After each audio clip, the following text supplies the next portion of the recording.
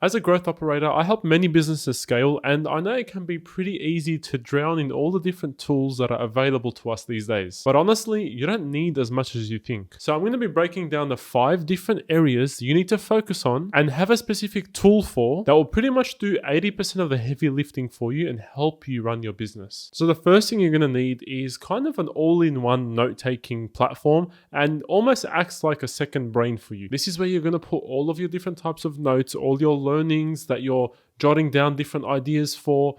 For me, I use it for a lot of different YouTube tutorials that I watch, or breakdowns, or any courses that I'm learning.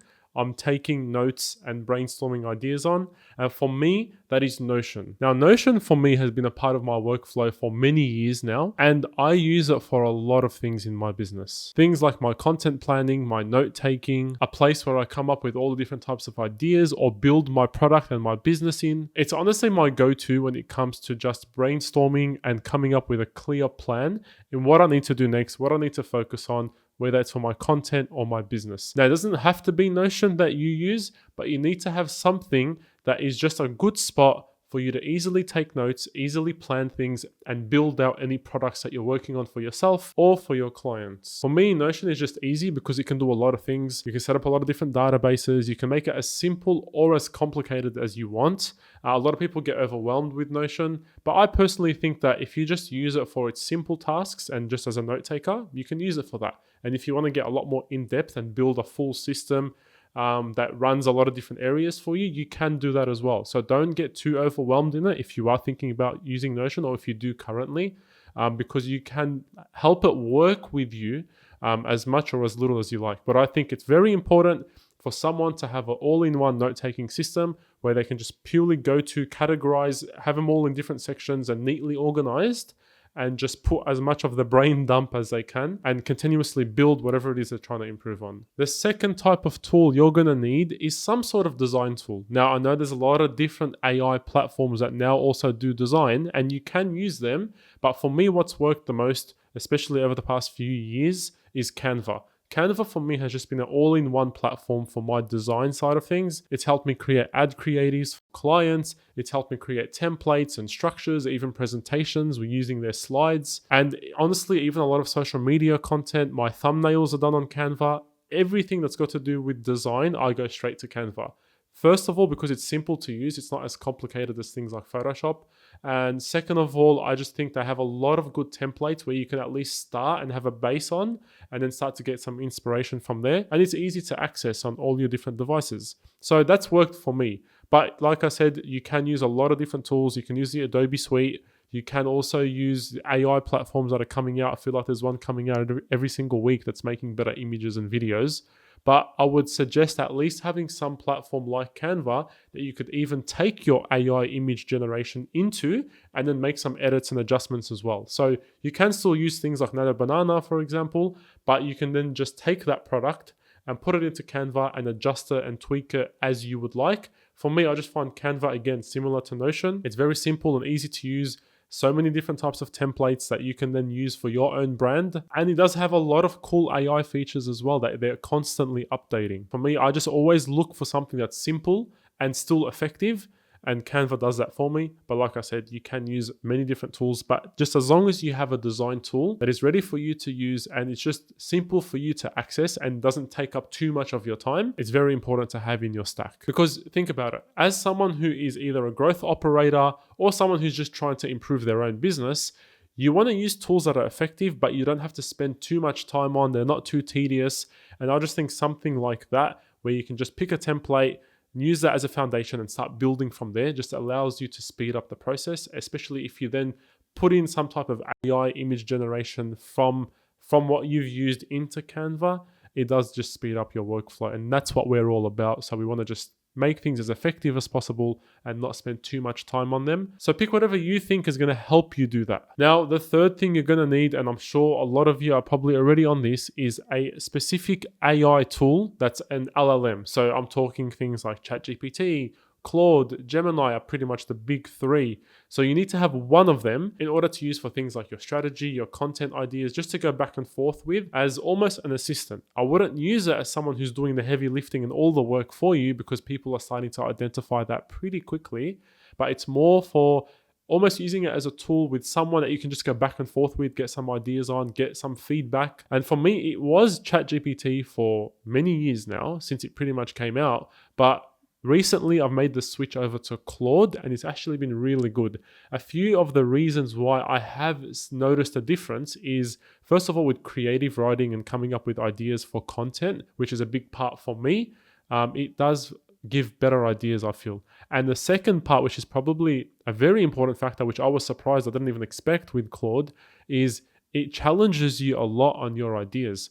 I felt like ChatGPT recently has been a little bit of kind of a yes man, and anything you say, it says it's a great idea. Whereas with Claude, it actually now challenges me and says, have you thought about it like this? It even tells me this isn't probably a good idea, and I actually want that. It gets me to think a little bit more.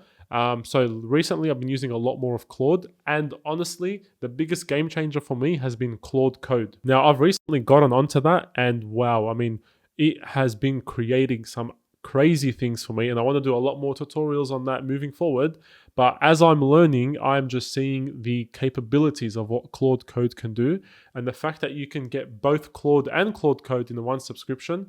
For me, it just makes sense for it to be my all-in-one AI tool at the moment. And the things that it's helping me do to speed up my workflow, to get some design things in, to obviously vibe code for even simple things like landing pages, it's actually been a game changer.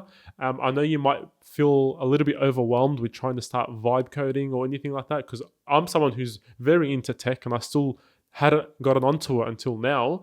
But once I got onto it and saw the capabilities of it, honestly, I don't think I could go back now, because I'm seeing the potential and I've only barely scratched the surface. So pick an AI platform that's going to be your go-to for ideas, for strategizing, and to get some feedback on. ChatGPT, Claude, Gemini, one of them is fine. Pick whatever you think works for you. They're all better in different areas, I feel. I still use ChatGPT, but recently Claude has been my main driver. So find whatever works for you. Now, the fourth category in your software stack that you're going to need to have is something that's going to help you manage your operations and your projects. Now, this could be any project management tool. I personally use Notion again, just because, again, for the same reason I mentioned, it's my note taker as well as my project manager. Now, a lot of people have pushback on using Notion as a project manager, and it's valid. I can understand why. It can get a little bit tedious, and maybe sometimes an all-in-one platform doesn't end up being really good at one specific area. But for me at the moment, it's been working. It has worked for a while. Would I consider changing in the future? Maybe. But at the moment, Notion for me does the job. It's able to give me my Kanban board views, my clear tables and things that I need to track any of my work and my projects. So for me, it's Notion, but you can use things like Asana, ClickUp, Monday.com. I mean, there's so many different project management tools. You can just pick whatever you like the most with the UI and any other integrations that you enjoy using. But the importance of having somewhere where you can track your project management is going to be very important, especially if you're someone who's trying to help grow someone else's business as your client, or if you're someone who's a business owner and you're wanting to grow your own business. You need to clearly track your projects. Otherwise, you're going to get lost in all the little tedious work that will naturally come up. Whereas when you have clear deadlines, a clear process, especially if you have a team and you want to share it with them, having somewhere where you can track that whole project is going to be very important, especially with getting deliverables done. And I think this is where a lot of businesses fall behind on. A lot of the times when I've helped different businesses as my clients, they don't actually have a clear process in how they're tracking their projects or their deliverables. So make sure you implement that. And really, you can use very simple tools. It doesn't have to be complicated, but you need somewhere where it's going to give you clear deadlines, clear task management into who you're allocating what certain task for. So just focus on that and pick something that works best for your business and your workflow. And the last area you're going to need to focus on in your software stack is going to be somewhere where you can track your analytics and your performance. This is somewhere where you can track your revenue, the amount of leads that you're generating, certain metrics on performances of ads or content. For me, it's very simple. I just use Google Sheets. I'm a big user of the Google Suite in general. So for me, Google Sheets just makes the most sense. It's simple, it's easy. People have some really cool templates as well that you can use. Even Google has got a lot of good templates where you can use as a base. So I know there's a lot of different fancy softwares out there, but honestly, you can grow your business to a very high level by just using Google Sheets. I've helped clients doing 6 figures a month and they're just using Google Sheets to track their metrics. So don't get too caught up in trying to use any fancy softwares. And like I said, just keep it simple. Google Sheets does the job. There are big businesses running and tracking their metrics off of Google Sheets, and it's free. Like, why would you need to pay for something else if something like Google Sheets does the job for you?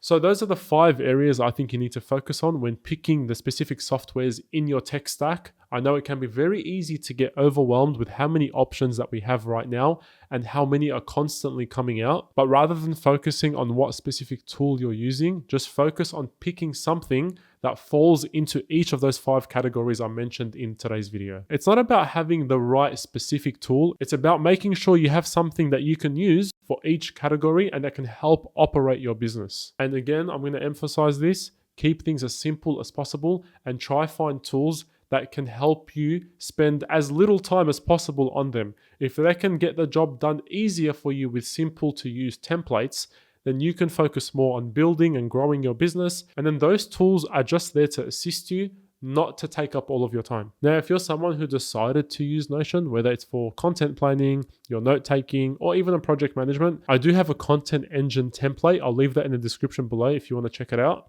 It will just help you track the right things when it comes to your content planning. It'll have everything like your platforms, what dates you want to post things, when you want to record it, what category and what content pillar it's going to fall under, as well as a specific to-do list for your content planning. So it's got a lot of things. You can check it out. I'll put it in the link in the description below. And if you're interested in learning the frameworks I use in order to find the right balance between adopting the latest technology and implementing them in the right way to market your business, then there'll also be a link in the description below, and that'll take you to a program that I'm launching, which is going to teach you how you can actually operate your business in the most effective way and continue to market it using the right technology tools as well. I think these days it's important to understand technology and adopt it to the new marketing techniques. So I'm building this program to find that sweet spot in between both areas. And if you want to check out more, just check the link in the description. I hope you've enjoyed this video. I hope it's made things a little bit easier for you in terms of what tools to use in your tech stack. And if you have any questions, leave them in the comments below. Thanks for watching, and I'll see you on the next one.